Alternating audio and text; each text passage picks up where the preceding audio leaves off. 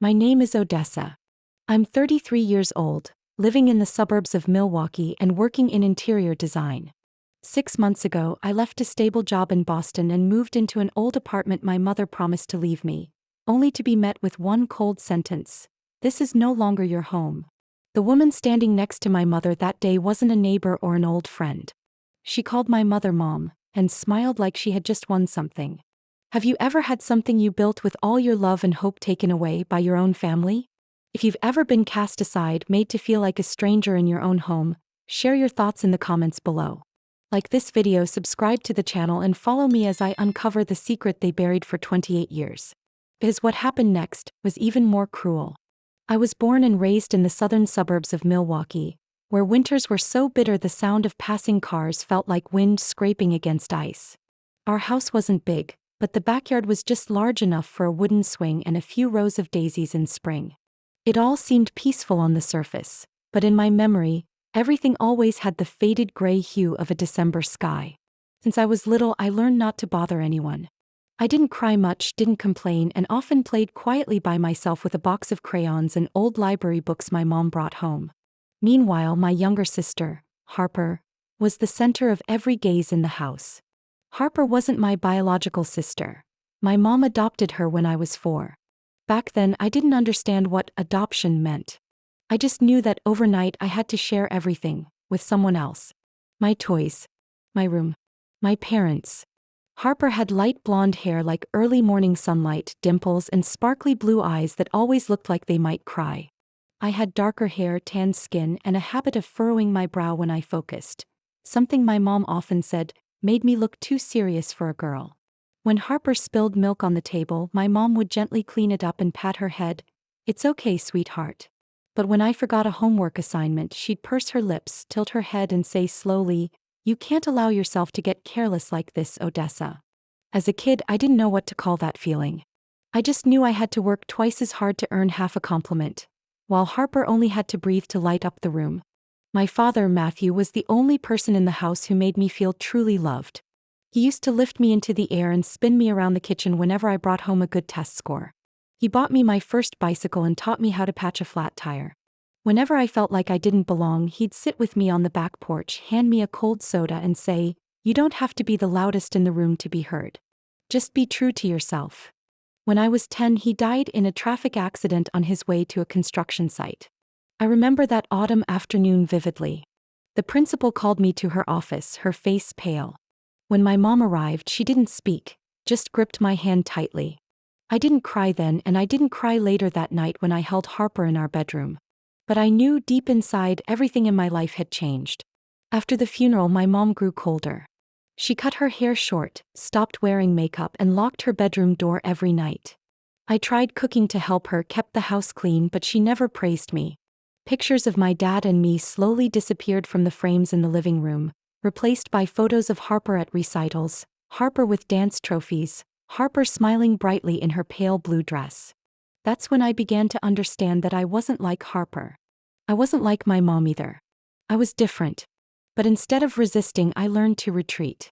I buried myself in schoolwork, spent hours at the library, joined academic clubs, hoping that achievements would finally make my mother look at me differently. In high school, I ranked first in my class for 3 consecutive years. I applied to college on my own and received a full scholarship. The day I got my acceptance letter, I trembled as I placed it in front of my mother. She glanced up for a second and nodded. "Good. But you'll handle your own finances, right? No congratulations. No hug." Harper, at that time, was attending a private dance conservatory with my mother still covering all her tuition. I left home at 18 with 2 small suitcases and an old laptop that used to belong to my dad. I rented a room near campus, worked evening shifts at a cafe, and studied full-time for 4 years. Life wasn't easy, but at least it was mine to control. I no longer had to live in Harper's shadow or chase my mother's fleeting approval. But no matter how far I went, the memories never quite let me go. Every time I heard someone say, "My mom really loves me," a quiet emptiness would surface inside. It wasn't that my mother never hugged me, she had. But they always felt more like polite gestures than real affection. When I moved back into the old apartment to take care of my grandmother during her final months, I thought, maybe, just maybe, it would be a chance for my mom and me to rebuild. That if I showed her I could sacrifice, that I could care deeply, that I could turn something broken into a home, then maybe she would finally see me as her daughter. I was wrong.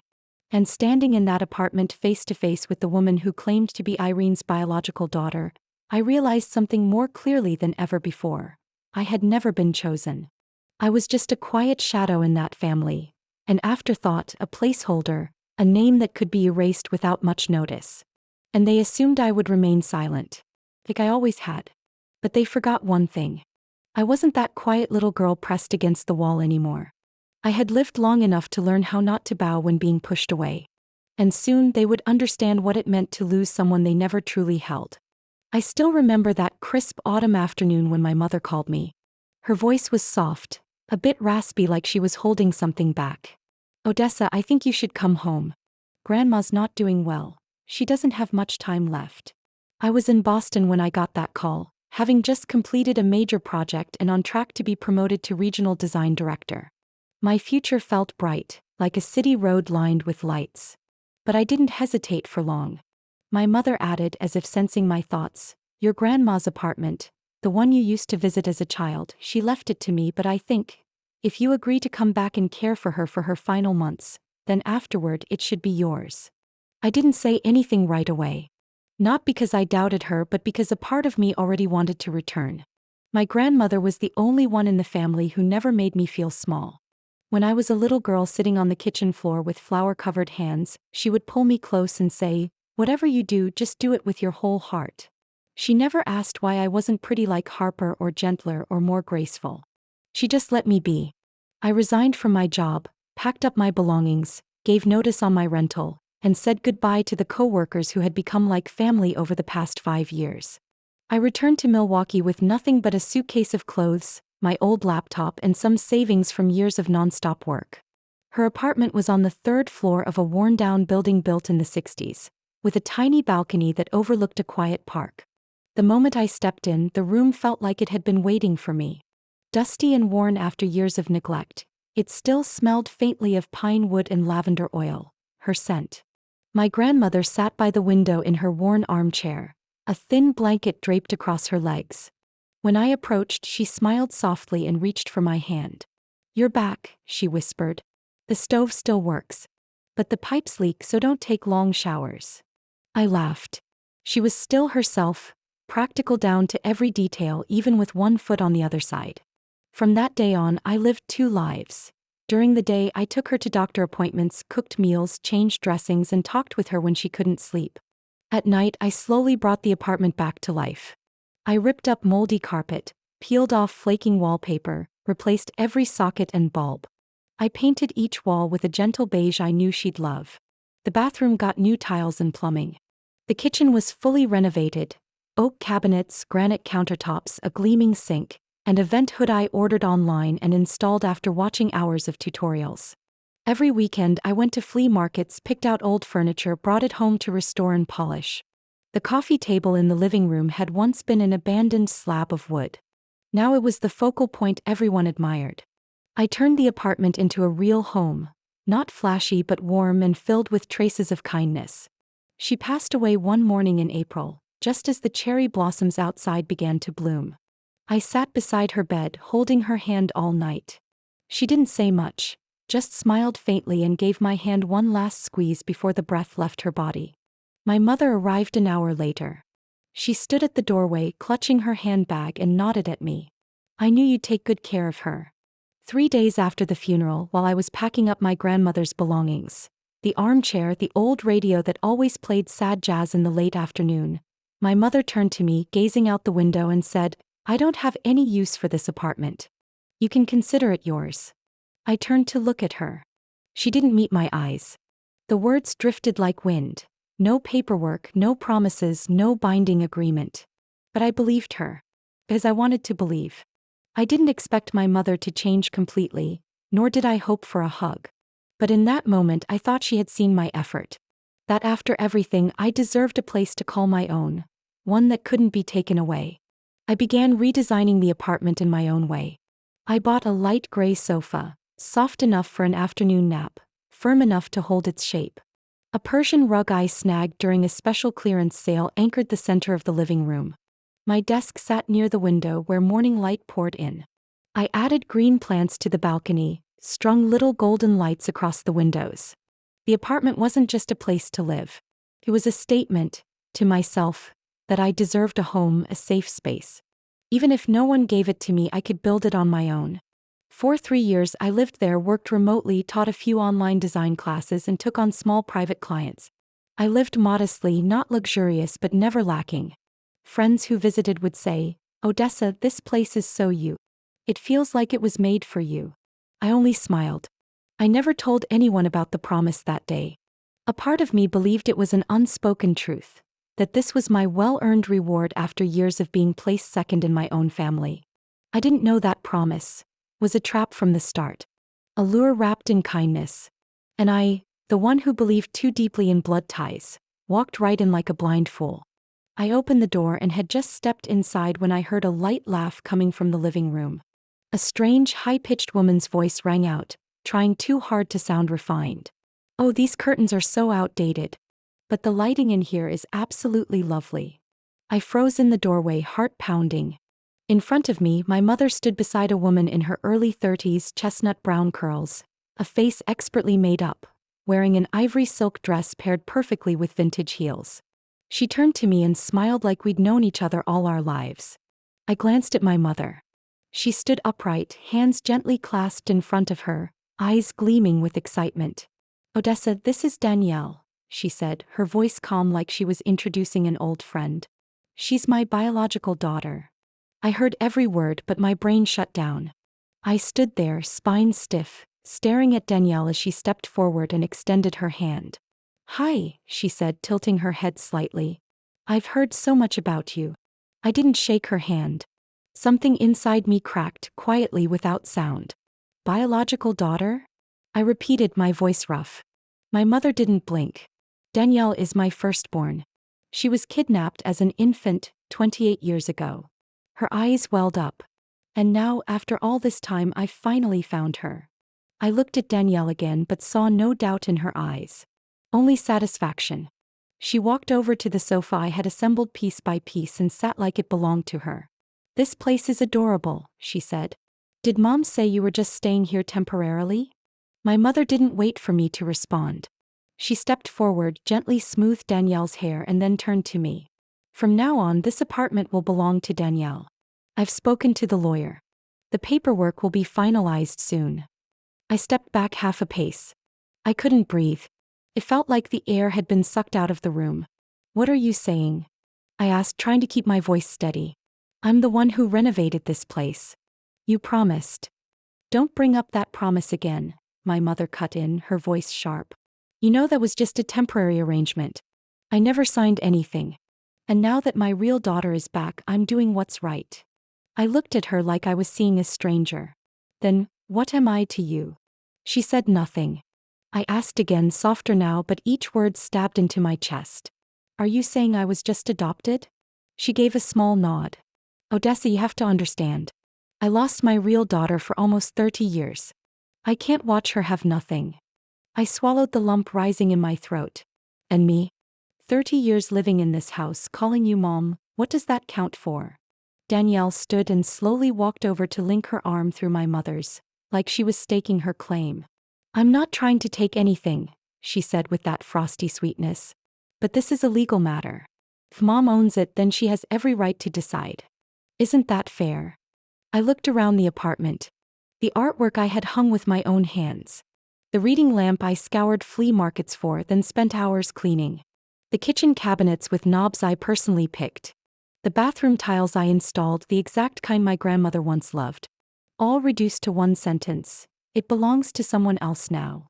I turned to my mother one last time. "Just tell me one thing," I whispered. "Did you ever see me as your daughter?" She looked away. No answer. I let out a quiet laugh, the kind that escapes when a dream finally shatters. I walked out of that apartment in silence, not crying. But inside, the line between hope and truth collapsed completely. I used to believe that if I was good enough, patient enough, thoughtful enough, one day I'd be accepted. But it turns out, in this game, I was never cast in the right role to begin with. I didn't go home right away. I drove aimlessly for nearly an hour, passing roads I used to know by heart as a child. Red lights and green lights blinked across the windshield, but I wasn't really seeing any of it. One question burned deep in my mind. If I wasn't their real daughter and Danielle was, then who was I to this family? I stopped in front of the old house I once called my childhood home. My mother had moved in with Harper years ago, and this place had sat empty, used only for storage now. I knew exactly where she kept her important documents. A cedar box hidden in the basement beneath an old rug. I'd once been scolded for digging through it when I was 12, trying to find one of Dad's old letters. The basement was cold, dusty, the air thick with mildew and rotting wood. I sat on the cement floor and pulled the box out. The rusty lock gave way after a few turns. Inside were piles of envelopes, folders, an old notebook with my father's slanted handwriting, and one thick envelope labeled Adoption Odessa in black ink. My hands began to tremble as I pulled out the stack of papers. The first page was a birth certificate. My name, Odessa Marie. But under the parent section, one detail made my heart skip. The mother's name wasn't Irene like I always thought. Typed clearly was, Legal Guardian, Douglas Keene. I froze and read it again and again. Douglas Keene. That name was familiar. I closed my eyes and tried to recall. Then a face appeared. A quiet man with salt and pepper hair who used to visit every summer when I was in grade school. He brought homemade pies, called me little one, and patted my head when he left. I never asked my parents why he came so often, only knew he was Dad's best friend. Matthew. I flipped to the next pages. A copy of temporary guardianship paperwork with Douglas's signature. Another document read, Minor child of unknown origin, granted temporary guardianship by Wisconsin Child Services. There was no signature from my mother. Her name wasn't listed on any of it. I felt like the floor had collapsed beneath me. All these years I'd been living in a house where no one had ever told me the truth. I carried my father's last name, grew up next to my mother, believing I was simply the second child, the less fortunate one in her eyes. But it turns out I had never truly been seen as part of anything real. I looked again at the old photo tucked into the envelope. Me at about 3 years old, standing next to a young woman holding me in her arms. Her face was blurred, hair long and tangled. Something about her looked like me, but also as unfamiliar as a stranger on the street. No note. No name. I couldn't tell if she was my biological mother. But one thing I knew for sure. Irene had never been my mother in any legal sense. I took the stack of papers, went back to my car, and sat for hours in an empty parking lot near the city park where my father used to take me every weekend. He would lift me onto his shoulders, running beneath the blazing red maples in the fall, while I laughed like the world was nothing but those strong shoulders beneath me. I pulled out my phone and typed in Douglas Keene. His name popped up at the top. He lived in Idaho now, ran a small farm, and had retired. There was even an email listed under the contact section for charity inquiries. I stared at it for a long time before writing a short message. This is Odessa. I need to know the truth. Please call me. I left my number and hit send. Then I turned off my phone, curled up in the driver's seat, and stayed there until the sky outside turned completely dark. On the way back to the apartment, or more accurately what used to be my apartment, I couldn't piece together the tangled mess in my head. If Douglas had once been my legal guardian, why was I living with Irene? Did my father, Mr. Matthew, know the truth? Or was he the one who arranged everything? And more than anything, why had they kept it all hidden for 30 years? I parked in front of the old building and looked up at the window that used to glow every night while I stayed up drawing designs. The apartment now felt like an empty shell. But I knew what I'd just found could change everything. I hadn't just lost a place to live. I hadn't just lost a sense of belonging. I had lost the very foundation I used to stand on to believe I had a place in this world. And I started to wonder, something I'd never dared think before. If they had lied to me about the most basic truth of who I was, how many other truths had been buried under polite words and half-hearted hugs? I sat in my tiny kitchen, gripping my phone so tightly my knuckles turned white. The late afternoon sun streamed through the curtains, casting quiet streaks across the floor. After more than a day of silence, my phone rang. A name I didn't recognize lit up the screen. Douglas Keene. I pressed answer, heart pounding. Hello. On the other end, a deep, slightly raspy voice, like someone who'd smoked for years, spoke with a strange gentleness. Is this Odessa? I took a deep breath, steadying my voice. Yes, it's me. I sent the email about the adoption. Pause. I could hear the wind rustling, maybe a field, and the soft creak of a wooden door. Then he spoke slowly and clearly. You are my flesh and blood. My biological daughter, Odessa. I froze. The air in the kitchen seemed to vanish. I braced my hand against the table, the floor beneath me suddenly off balance. What did you say? I'm your biological father. Your mother is Irene. We used to live in Colorado near the Front Range. You were born that spring. It rained a lot, but the day you arrived, the sun broke through. Irene called it a sign of hope. I shut my eyes, my head spinning. But, if that's true, then why did she say I was adopted? Why do the papers say that? Why didn't you raise me? Douglas exhaled. His voice dropped, brushing against a sorrow that had clearly lived inside him for a long time. Because your mother lost her first child when Danielle was just 1 year old. She was kidnapped during a quick trip to the grocery store. Gone in minutes. No one ever found her. And Irene completely fell apart.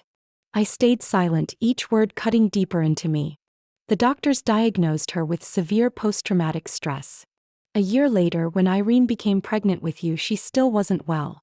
After you were born, she couldn't bond. She wouldn't hold you, wouldn't feed you, wouldn't name you. Every time you cried, she curled up and cried too. I didn't know what to do. He paused as if swallowing his guilt. Eventually, the doctors recommended placing you in temporary care. Someone who could love and nurture you while Irene healed. I didn't want to, but I was afraid of losing her. So I signed the temporary guardianship. I swallowed hard.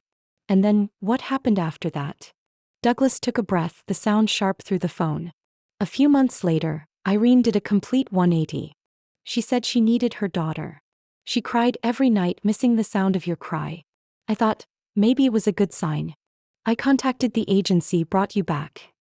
I bit my lip, that ache rising again in my throat. But when I was growing up, she never said anything. She never once called me her real daughter. She never hugged me, except once 3 years ago after I finished fixing up the apartment. Douglas spoke slower now. Irene never truly accepted that Danielle was gone. In her mind, you were always the replacement. She didn't want to bond too deeply, afraid of losing another child. I tried. I really did. But after the divorce, she wouldn't let me near you again. I let the phone slip to the table, switching it to speaker. My hands covered my face and the tears came without warning. All those years growing up in that cold silence, thinking it was my fault. I had never been wrong. I was simply the result of a grief that never healed. Douglas's voice grew softer, almost a whisper. I watched over you even from a distance. I knew you went to school in Milwaukee, knew you got into college, knew about the scholarship. I kept every little article that mentioned your name. But I had no legal rights. Irene had full custody after the divorce. All I could do was send financial support anonymously.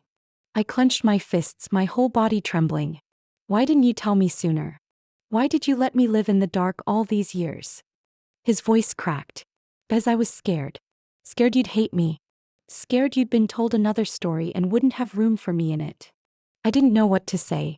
I just sat there in a small, crowded kitchen, suddenly overflowing with everything that had never been said. The little girl inside me, the one who used to dream of being hugged when she fell, just wanted someone to say, "You are mine and I have always loved you." It's like Douglas heard that thought. His voice broke as he whispered one final sentence. "I'm sorry I let you grow up feeling unwanted. But you are my daughter, Odessa. I have never stopped thinking about you. And if you'll let me, I'd like to be your father again." I buried my face in my hands, sobbing silently. For all these years, I had only ever wanted one thing: someone to truly call me their daughter. And now, those words came from the most unexpected place. Not from the woman who raised me, but from the man who had once been forced to step aside. The man whose face I couldn't recall, but who knew the depth of my loneliness like he'd carried it too. I arrived at my mother's house on a windless afternoon. The sky was cloudless, but a storm raged inside me. The old iron gate creaked as I pushed it open. The house, once so familiar, now felt unbearably foreign. I stepped onto the wooden porch my father had painted himself, the sound of my footsteps echoing old memories I thought I had buried. My mother opened the door after the third chime. She wore a light jacket, a cup of tea in her hand. Her eyes paused for a second at the sight of me. But then her face returned to calm indifference. Odessa, she nodded like I was just a late delivery. I stepped inside without waiting for an invitation. Not out of rudeness, but because I had stopped expecting kindness from her long ago. Danielle was sitting on the couch, legs crossed, phone in hand. She glanced at me with a smile as thin as a razor. "You're earlier than I thought," she said, and went back to her screen like I wasn't worth a full glance. I looked at my mother, my gaze unwavering. "I talked to Douglas." She set the teacup down on the table and lightly tapped its rim as if trying to steady herself. "I figured," she said, her voice void of surprise. "He's my biological father," I said slowly. "And you gave birth to me. You took me away, then brought me back, but never once called me your daughter. Never once told me the truth. For 30 years I lived a role I never chose." Irene didn't deny it. She sat down, rested her hands on her knees, and looked at me with an expression somewhere between weary and defensive. "I wasn't well back then, Odessa. You can't understand the pain of losing an infant. I truly believed I wouldn't be able to love anyone again. Then you came, and I tried my best." I clenched my fists, my nails digging deep into my palms. "You tried? Is this what trying looks like? Treating me like I was never enough? Letting someone else step in and call you mom like I never existed?" Handing over the apartment, I poured my heart and savings into to someone who just returned after nearly 30 years. "Just because she shares your real blood." She looked at me, not cold but not regretful either. "Danielle is your sister." "No," I shook my head. "She's the child you lost. I'm the one you refused." Danielle raised her brows and dropped her phone onto her lap. "You really don't have to make this so dramatic. None of this is my fault." I turned to her. "No, you weren't the one who raised me in silence. You weren't the one who made me feel like I had to earn love I never got. But you're living in the apartment I built with my own 2 hands, calling it home, while my mother looks at you like no one else ever existed." Danielle let out a soft, smooth laugh. "I'm just taking back what should have been mine from the start." "Really?" I asked, my voice low but sharp. "That apartment belonged to Grandma. Mom promised it to me if I took care of her and renovated it. I quit my job, left my career, came back here because I believed in that promise. And now..." Irene exhaled and picked up her tea again, though she didn't drink it. "If you don't return the apartment, I'll take legal action. For unlawful possession. You have no deed, no legal transfer. Nothing binding." I didn't answer right away. I just looked at her. The woman who brought me into this world, the woman I used to call Mom, with every ounce of faith a child could have. I used to think that if I just behaved, if I was good enough, she would finally smile at me. That a single hug from her could patch every hole inside me. Now I knew, some wounds aren't meant to heal. They exist to remind you. I turned around and walked away. No yelling. No tears. No begging. I had spent too many years waiting for something that was never coming. And in that moment, I realized what hurt most wasn't that they didn't love me. It was that I had loved them so deeply. I left my mother's house that day with my anger cooled. No longer a fire in my chest, but something deeper, like a quiet current running through my bones. I didn't scream. I didn't plead. But I knew this couldn't be the end. They thought I would stay silent, pack up my pain, and disappear like a loser. But not this time. I would speak in their language. Logic, paperwork, the law. The very next morning, I called a law office downtown. The same firm that once helped my former company handle project contracts. The attorney I met was Patricia Goldstein. Mid-50s, silver hair, eyes sharp as blades, and a smile cold as steel. After I laid out the full story, she nodded once, opened her laptop, and said simply, "If your evidence holds up, this is a straightforward case." I pulled together everything. An email my mom sent me 3 years ago clearly stating, "If you agree to move back and care for Grandma until she passes, I'll give you the apartment as a gift, no strings attached." At the bottom was her digital signature, legally valid per the registration platform she used for her real estate work. Then I opened my photo archive. Hundreds of images documenting the renovation. Moldy walls transformed, every coat of paint, every plank of flooring. Even video clips of me installing the kitchen, testing light fixtures, mounting cabinet handles. Footage I once meant as personal keepsakes. I printed every receipt. Paint, furniture, lighting, rugs, washer, dishwasher, even small things like door hinges, picture frames, screws. Some purchases were on my credit card, others in cash, all stored in my banking app or email invoices. I never thought being meticulous would one day protect me. Patricia reviewed the documents page by page, nodding with satisfaction. We'll file. This isn't a dispute over inheritance. It's a breach of a civil property agreement. And if necessary, we'll also sue for renovation costs and emotional damages. I signed the legal authorization with a steady hand. Not because I was fearless, but because I had nothing left to lose. They had already taken everything. My trust, my youth, even my sense of belonging. Now I would reclaim the one thing I built with my own sweat and dignity.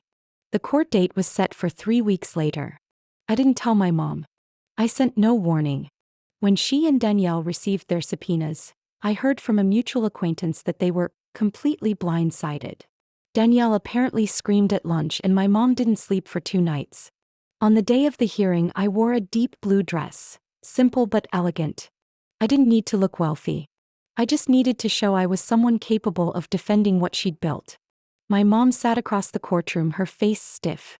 Danielle looked at me, caught between rage and confusion. The judge was a mature woman with glasses and a voice that rang with clarity and authority. She listened as my lawyer laid out the evidence. Every email, receipt, and photo before and after the renovation. Each time a new item was submitted, I saw Danielle frown and my mom's knuckles turn white. Their lawyer weakly argued, the email doesn't constitute a legal transfer. But Patricia gave a faint smile. This is a bilateral agreement made through a verified digital system, with signature and traceable metadata, more than sufficient to prove intent to transfer use. Furthermore, my client fulfilled all terms of the agreement and personally funded every improvement, fully documented. The judge sat silent for a long time after both sides finished. Then she took off her glasses and looked straight at my mother. Mrs. Irene, do you acknowledge sending this email promising to gift the apartment to Miss Odessa? My mother hesitated a long while. Then she nodded. The judge tapped her hand lightly on the bench. In light of all presented evidence and per civil contract law regarding uncontested property transfer, the court declares the disputed apartment the legal property of Odessa Marie Keene. I didn't smile. I didn't cry. I just sat there, hands folded on my lap.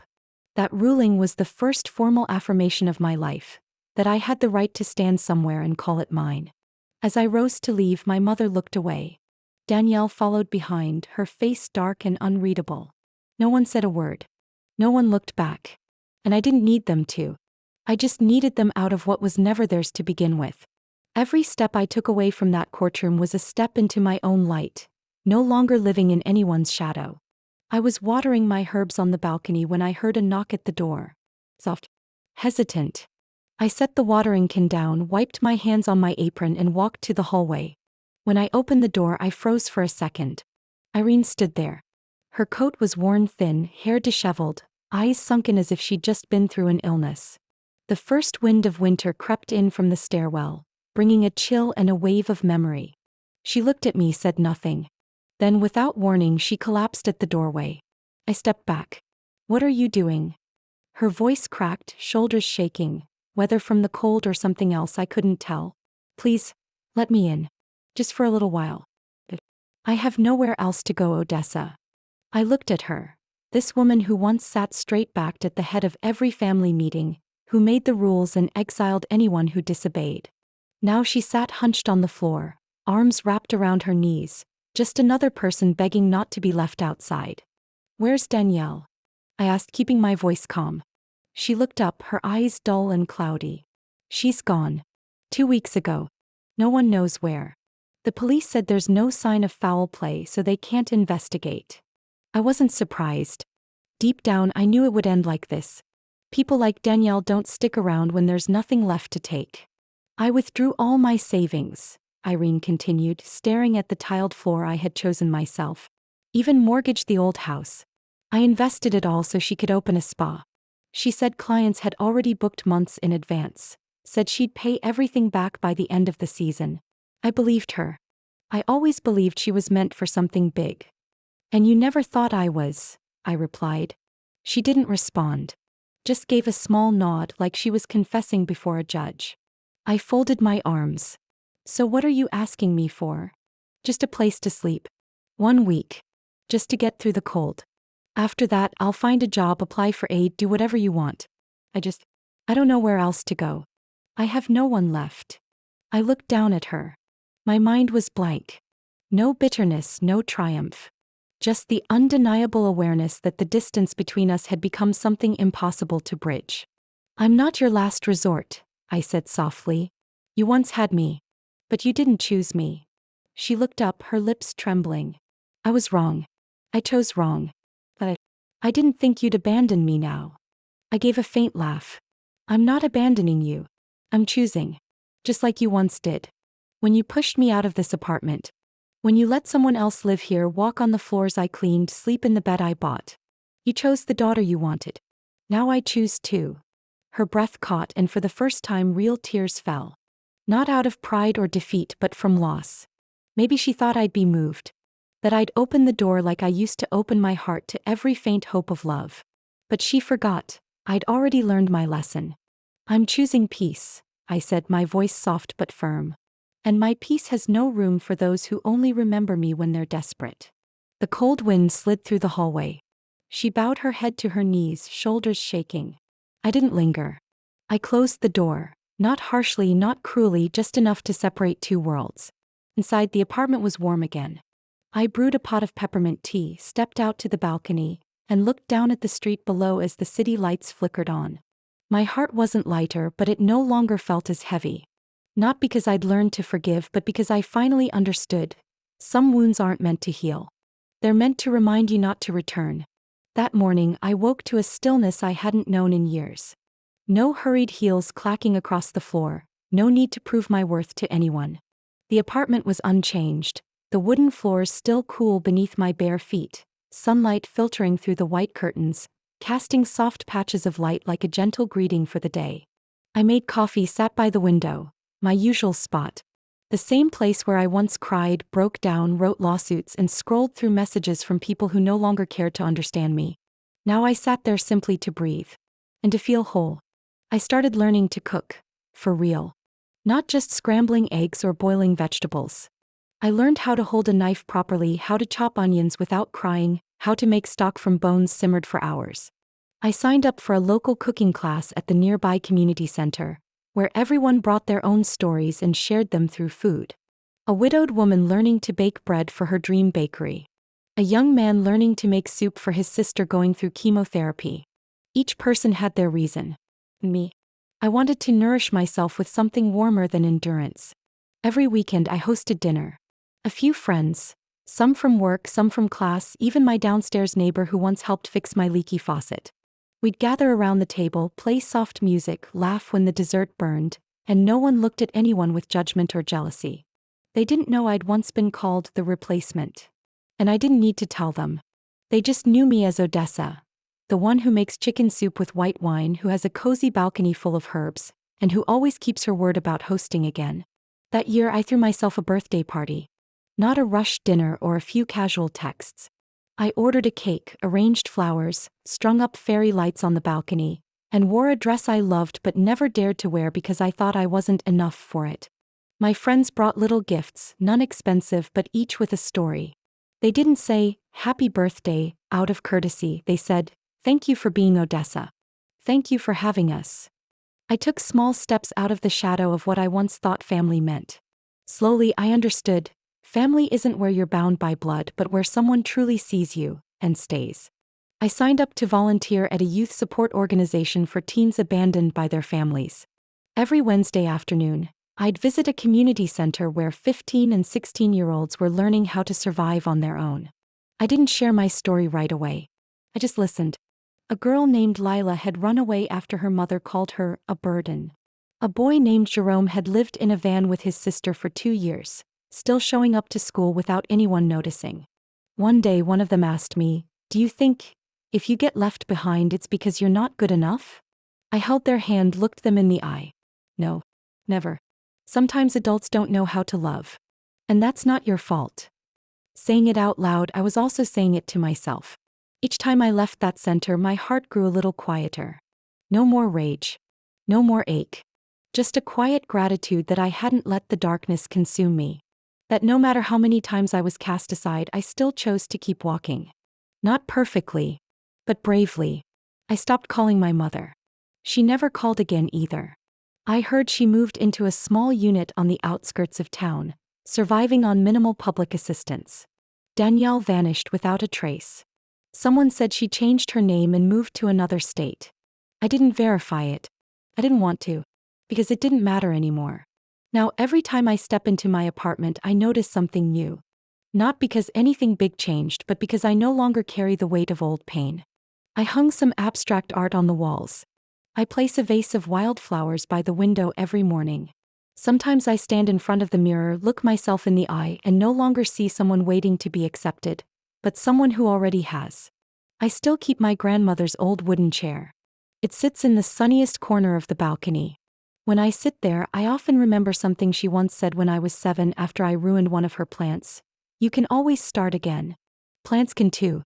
If the old soil doesn't hold, we just replace it. I've changed the soil. I've replanted myself, piece by piece. And now I bloom right where I was once buried. Family isn't where you're born. It's where you're loved. And I choose myself. What do you think of my story? About those small choices that somehow end up shaping your entire life. Have you ever stood in front of a door, one your own family closed in your face? I'm not sharing this for pity or blame. I'm sharing it to remind myself, and maybe you too, that sometimes family isn't where you were born, but where you are truly seen, truly heard, and chosen. If you've ever felt lost in your own family, pushed out of the very place you thought was your safest haven, share your story in the comments below. You never know, your words might reach someone who needs them.